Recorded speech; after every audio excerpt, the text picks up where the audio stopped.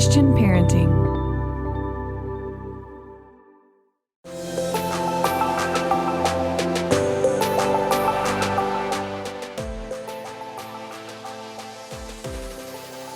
Join us each week as we talk about leading the next generation with faith, purpose, and vision.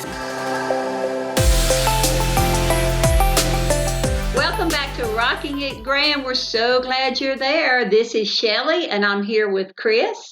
And we have a special guest in the studio today, and we're excited to interview Lisa Robertson. Now, if you were with us last week, we talked to Corey Robertson, and we had so much fun that we didn't get to any of the questions we had intended to ask Corey. I imagine we'll do the same thing today. I would imagine so, because that's kind of the way it works in our family. People just talk, and then we listen. And That's it. That's it. And we're inviting y'all into the conversation. So let's just jump right in and say hello, Lisa. Thanks for being with us. Hey, thank you. We're glad you're here. And we know a lot about Lisa Robertson, but someone may not know where you fit in the family, which brother you're married to, and all of that. So you want to give us a little bit of Lisa bio? I will. I am married to the oldest and the most handsome brother of all. Yes, I love that. Al. Nobody protests. No one. Not one.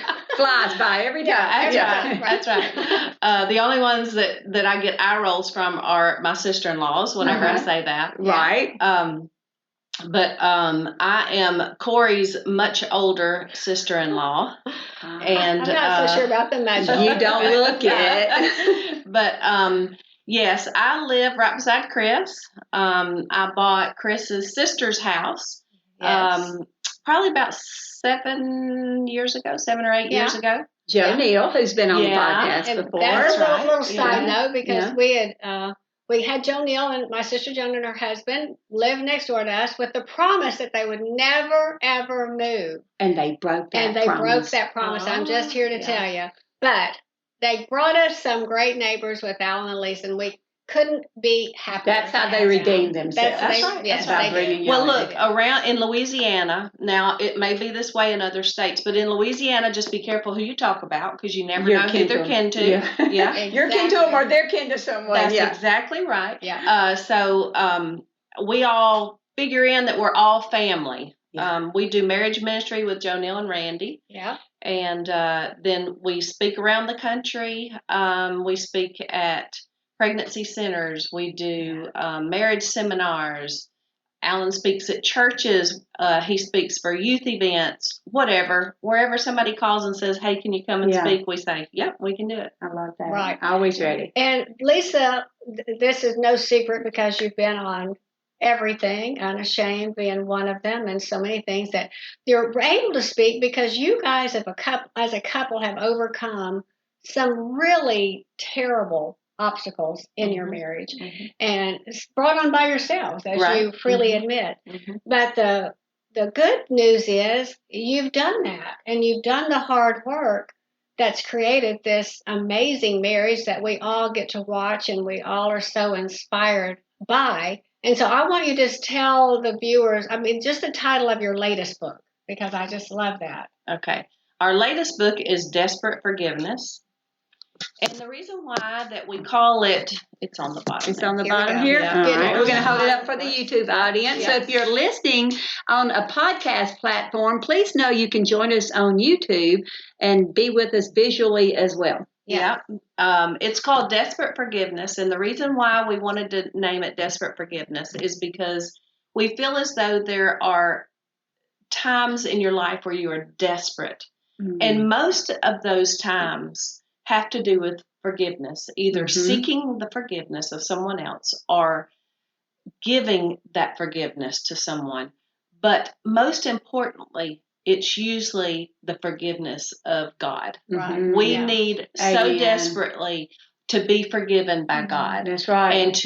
And to become a new creature and to start over. And so that was the reason why we gave the book the name Desperate Forgiveness. Which I think is such a good name, because when I think of that word desperate, it's so desperate. You know, that you can't even think of another word beyond that, because you've reached the end of it all. It pulls you in emotionally Yes, from the yes. onset, and Right. it just really does exactly what you said. It relates forgiveness to where we are. We need forgiveness for our sins Right. before we can offer forgiveness to someone else. That's right. I really appreciate, Lisa. Chris alluded to how often you have spoken of your story. And I kind of want you to tell our audience a little bit about that, if you will. But before you even do, I want to be able to say to you face to face, thank you that you have been willing to do that, because I know of people whose marriages have been healed because you were willing to share what I know isn't easy to share. It doesn't matter how many times you share it. It can't always be an easy thing. But thank you for that courage. And now you get to share it again. Yeah. Well, I think probably to do it justice, I start back. Whenever I was a young child, I was molested by someone in my family. And right off the bat, I was probably 7 years old. So I feel as though that started me down a path of not being able to be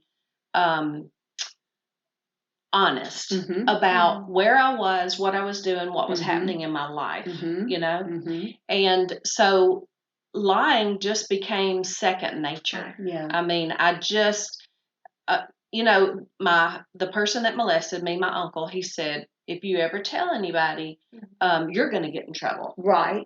So this is just our secret. Well, so if I can have a secret with him, then why can't I have other secrets, And why can't I have secrets from my husband? And why can't I have secrets from my parents? And why can't I have such a dark secret, right? And that shadows everything. Exactly. That's not like I hid my diary under my bed. Yes, it's a dark, horrible secret. It is, yes. and for anybody listening out there, it is a secret that does not need to be kept. Right. Oh, I'm so glad you said that. The only way to get the healing that you need is for you to tell someone what is happening to you at this point, if it's still happening, or what has happened to you before, so that you can seek that counseling and you can get past and allow God to heal you from that. But I can see so clearly how that could become habitual. It is. You learn to hide. You learn to hide that secret, and so it frames the way you handle everything going forward. Well, especially if it starts as a child, Right. Yeah. Your learning years, and mine went from 7 to 14.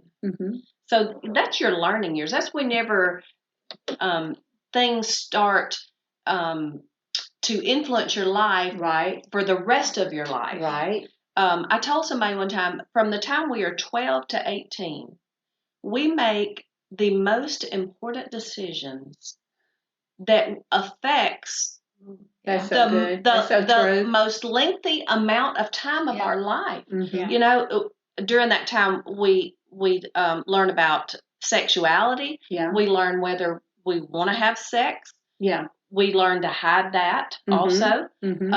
We learn all kinds of things about dating, about what you should do, what you shouldn't do. Just relationships. You'll make life choices. You'll make education choices. Exactly. Yeah. That one. Then whenever at 16, I found out I was pregnant. So I made another huge choice. It was the wrong choice, but it was the choice I made because I was given bad information. Right. I was told that my baby was not a baby. It was a glob of tissue.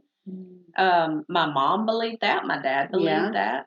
And then also that's where I heard it was, where I had the abortion. So I made that mistake. And that's at 16. Yeah. So we haven't even gotten to the 18 point yet. Right. And then by 18, we're supposed to know what we want to do with the rest of our life. Isn't that crazy? With the rest of our life. Isn't that crazy? Yeah. So then, after 18, we go to college, and whatever you go into college, that's what you got to do for the rest of your life. I mean, 12 to 18 is such an incredible time. Me and Miss Kay right now are doing a book, and it's called Sister Roar. And it's good title. It's just about that. It's about community. It's about you cannot sit over there by yourself. you have got to have people to help you. You've got to help. You need help in your life. You need help in your children's life. You need help in your marriage. Oh, I just love this. So Sister Roar is to call out. It's like to say, hey, I need some help right here.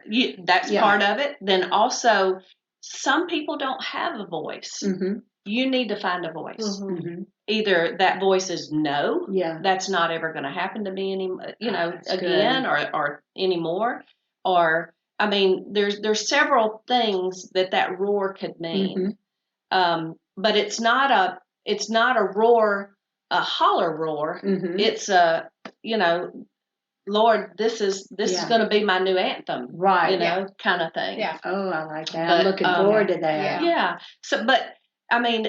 So, that's another mistake that I made at 16 years old. I decided that I did not want to go to college. I got married at 18 years old, which, is not for everybody. For me, it was probably the best thing I ever did, because I truly believe that had I not done that, I might not still be alive, because in some ways I corrected a lot of the things that was wrong. Mm-hmm. Not all of them. So hear me now. I'm not saying that marriage fixed that. I'm just saying it calmed me down. Yeah. It gave you a few boundaries. That's to exactly help you right. Kind of make some decisions. So then I got married at 18, had my first child at 20, had my second child at 21, had a miscarriage at 22. And so I just, I thought, okay, so I'm done with all of the messing around and the darkness that I felt like I had in my life. I thought that was over, because now I was married to Alan, and he was the love of my life. I mean, I had been in love with him since 6th grade. So I thought, this is it. I mean, I'm not ever going to struggle with this again. But that's not true, because Satan, I had never given up that part of me that was dark. And isn't that Satan's MO? Because we can think we bury it, and I think our YouTube audience, we may have lost them, but I'm sorry about that. But we, we can think that we buried it, right? Yeah. But he knows we haven't. Yeah, and he's still going to poke it, right, and bring it back when it's to the best advantage. That's exactly to right. take you down. And plus, your formative years, you still had nothing in those formative years to help you fight anything. Right. You had parents who loved you, but there was still those dark secrets that nobody had helped you work through. Mm-hmm. So that's an easy spot, again, for Satan to say, she doesn't have it all in her head. Right. This is somebody that can and easily. He does study us, and he knows where to come back and attack again, though you thought you had it buried. Oh, exactly. So for you think you have this buried, and here we go. We start out in married life. What happened? Yeah. Well, what we call it suitcases. So you come into your marriage with suitcases, and they're filled with all kinds of things. Some good, some not so good. And we take those suitcases and we either put them under the bed, we put them in the closet, and we forget about them. Mm-hmm. Oh, that's good. Yeah. But there are so many things in those suitcases that need to be talked about. Mm-hmm. Life experiences, because your spouse will know why you react to things if they know what your past problems and sins were. Yeah, that's good. That's so good. And so we talk about that. So at the 10-year mark of my marriage, the 5-year mark. At the 5-year mark of my marriage, there was somebody that we went to church with that I had an affair with, but not a physical affair. It was an emotional affair. Mm-hmm. And so at that point, we still didn't do anything about it. At that point, we talked to some people at church, and we, tried to get a little bit of counseling from that. But, still it was like, whew, that was that was a near miss. Yeah, that almost happened and it didn't. Exactly. But you still haven't dealt with anything. But the darkness was still there. Right. Right. I still had not looked within myself and said, what is here, and why are you doing this? Yeah.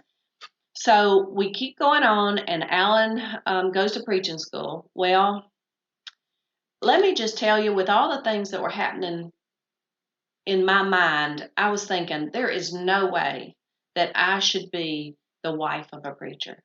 Yeah. Everybody I knew. One was Chris's mother-in-law, just a meek, mild woman, quiet, prayed all the time. But I knew several others just like that, you know, and I thought, this is not me. That did not sound like you to you. No. Yeah. I was like, Al, hello, this is me. Yeah. And I'm not like that. Yeah.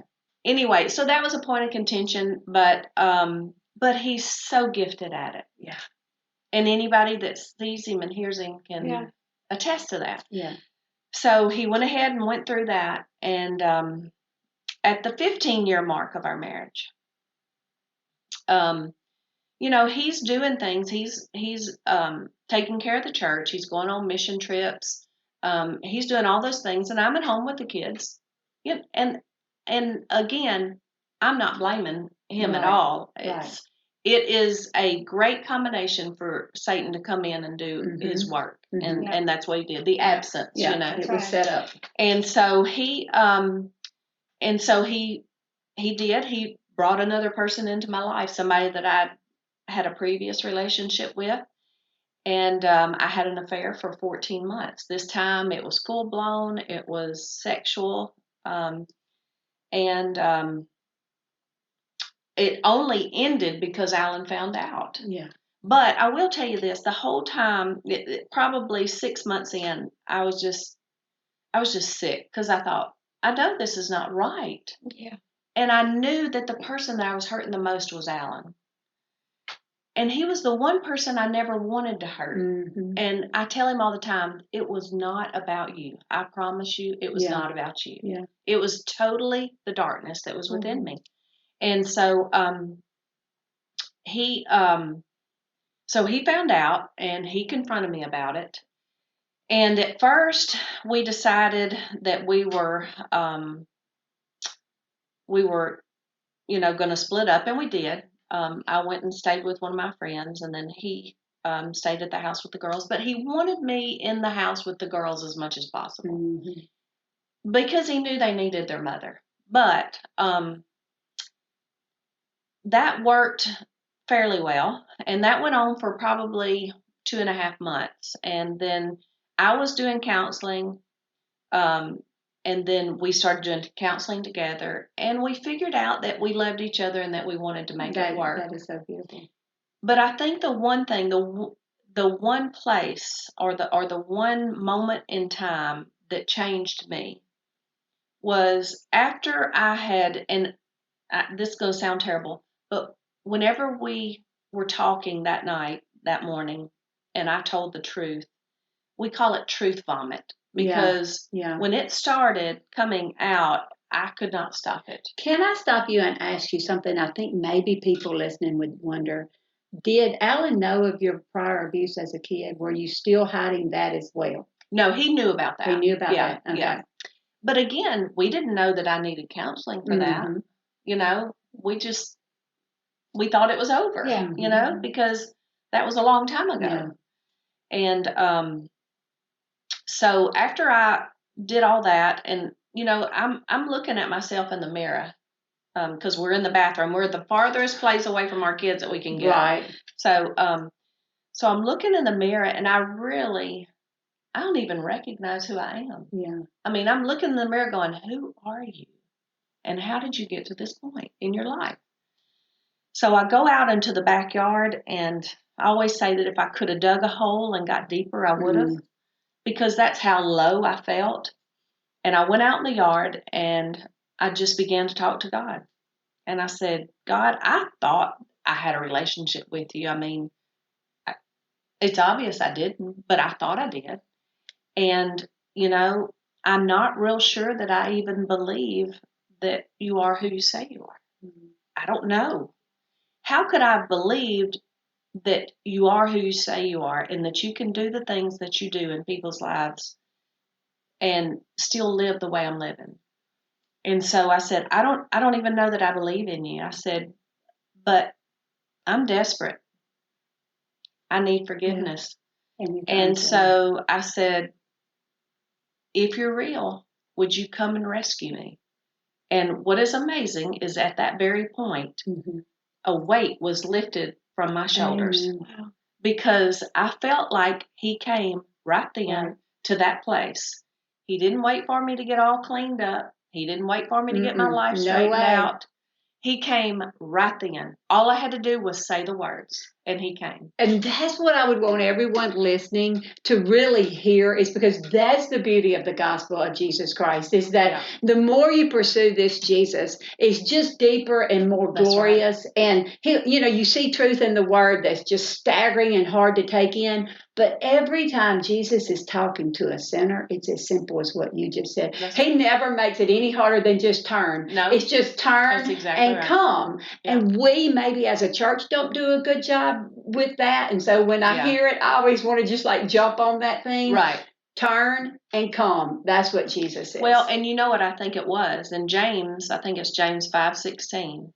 It says, confess your sins one to another. Right. So that the Lord can heal you. Mm-hmm. Well, at that point, that's what had happened. I had confessed my sins to my husband, and I had asked God to come and heal me, and he came right then. Right then. And, of course, everything didn't change. It wasn't like a miraculous, now everything's fine kind of thing. But at that point, I knew that I would be okay. It could happen. It would. I knew that God could change me. I knew that no matter what happened in our marriage, that I would be okay. But I kept coming back to the fact that God wanted us to be together. Yeah. So God is going to help me work this as hard as I can. And I just know that, one day we're going to be back together. And that, it took, how many years? It took lots of work. How long has that been 21 now? years. 21 years, yeah.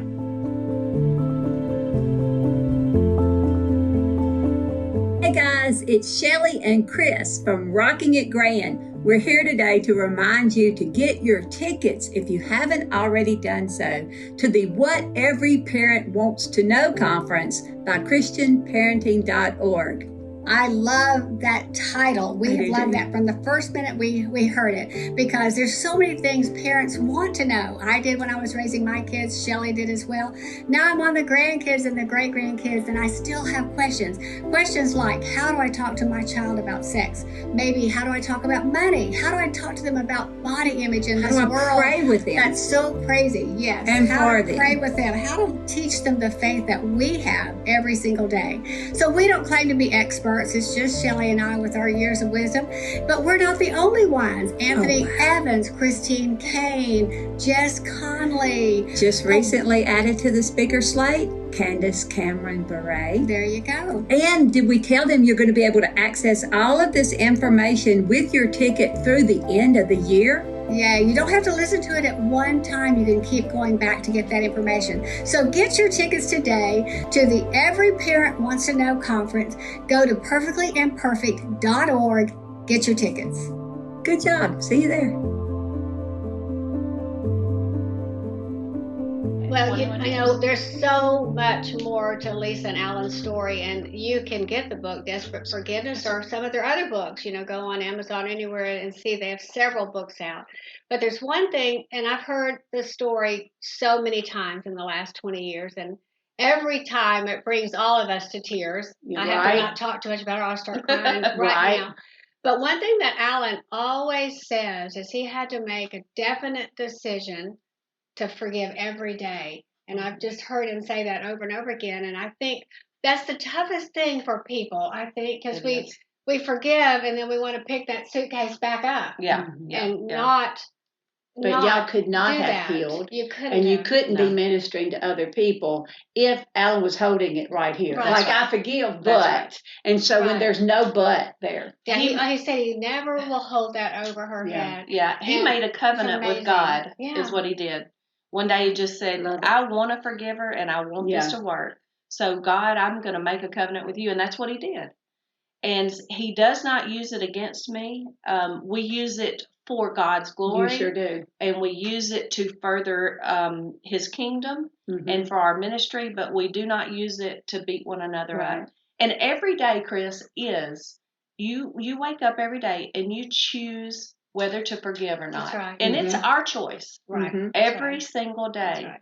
Now, I've had some people say, yeah, but if I forgive them, doesn't that give them the right to do it to me again? Absolutely not. No. Right. There are some relationships on this side of heaven that we have no business being in. And, you know, the person I had affairs with, I have no business being in a relationship with, having a relationship as far as a friendship with them. Right. No. If someone has abused you, God says you have to forgive them. Because in order for Him to forgive you, you have to forgive other people.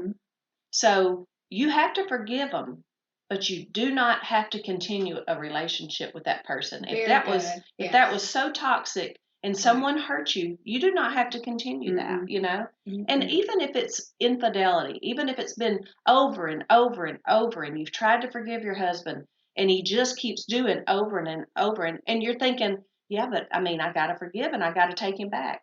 Well, you have to forgive, but you get to choose whether you have that relationship going forward. That's right. So, desperate forgiveness to me means that, one, we've got to look at our relationship with Christ, and do we need that desperate forgiveness from Christ? And I don't know of a person that does not need that. Right. Yeah. Then we have to look at, do I have a situation where I am desperate to have this relationship and I need to ask for their forgiveness? And, you know, sometimes that's the hardest thing. But I forgive you and will you forgive me are 6 excellent words, you know.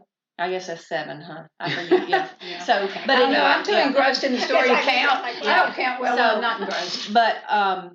But to me, that's some of the most amazing and powerful words you can ever speak.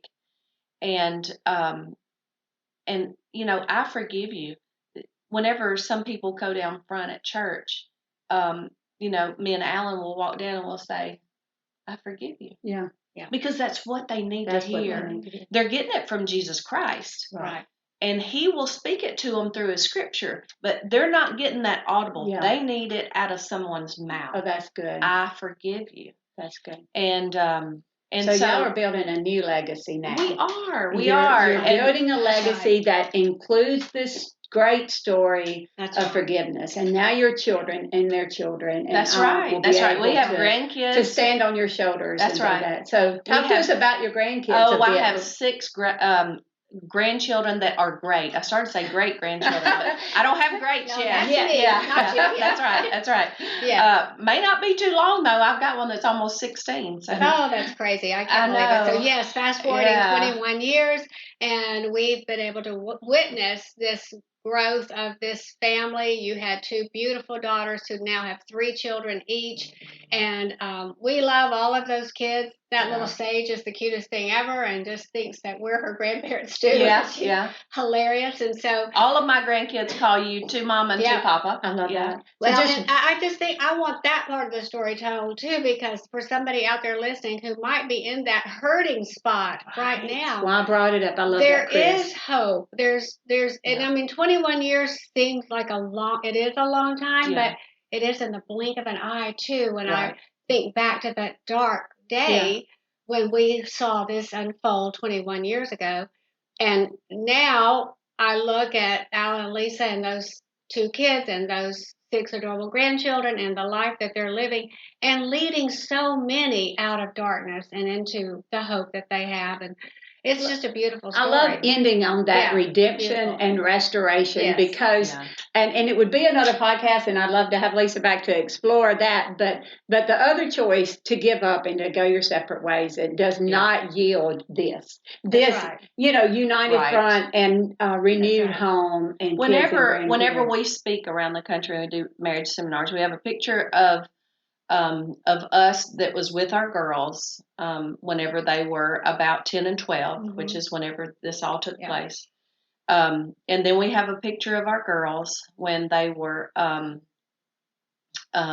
like last year, I think. Maybe one of the pictures Chris takes. Since we're neighbors, I just get her to come over and take our Christmas picture. Be a photographer. Yeah, I got out of this. Oh, you know what? Bella did it. Bella took our picture this year. Yeah. So, and Bella is my niece, but anyway, and Sadie is my niece, and Will is my niece. I'm just so proud of them, and I just love them all so much. We all are. Yeah. Rebecca. I'll have to say all of them now. Right. Yeah. But that's your grandkids, so I won't go with all the rest of them that I've got because we've got tons. Yeah. And I lost my train of thought. You were I'm telling at us that about age, the two pictures. That's where you are. Yeah. So the picture from whenever they were 10 or 12 and the picture of now. Yeah. And we always say that's 20 years apart.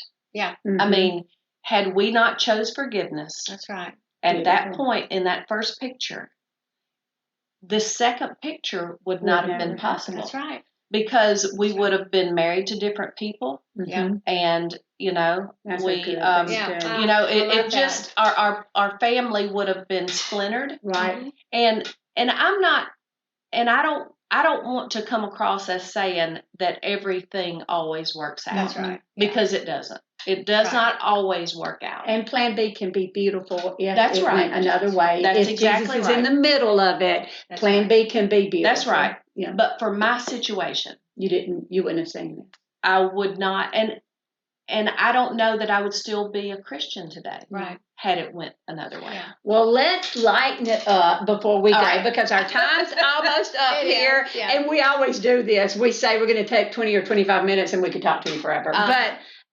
let's lighten it up with one of our questions that we want to close every episode with, maybe going forward when we have a guest. Okay. So we're going to kind of try to stump you maybe. Okay.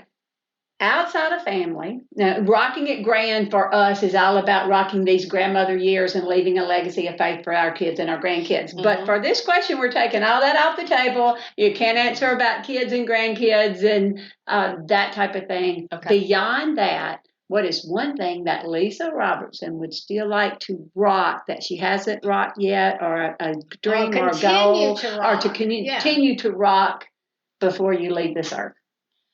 All right. Well, I just became a real estate agent. That's right. Oh, I didn't know that. Yay. Yeah. Rocking a new dream That's there. right. That's right. Okay. I've always wanted to do it. And I used to work for Chris's mom and dad when they had the real estate company, Shackelford French Real Estate. And so I used to work for them. Always wanted to be on the selling side, but the problem was that I had to make a certain amount of money, and I just was afraid to put it out there, you know. So I did office work for them, but I always wanted to do the other. And look at you. And so now that I don't have to, we were buying a house in Gulf Shores, and I said, I think I could do this. Yeah. And so I took the real estate course, passed it, and now I work for Remax in Gulf Shores. Way to go. And so that's what I want to do. I want to rock it, but not in monetarily. Right.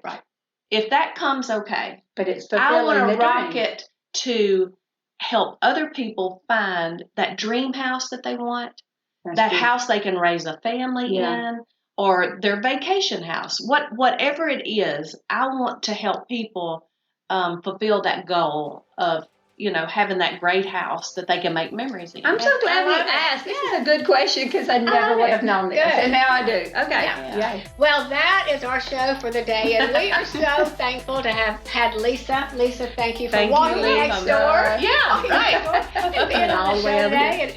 It's so fun to have you, and we could talk another 30 minutes, so she may be back on the show next time she's in town. And so that's it for today. Thank you for being a part of Rocking It Grand, powered by Christian Parenting Network. We're excited to be a part of them, and have a great week. Bye.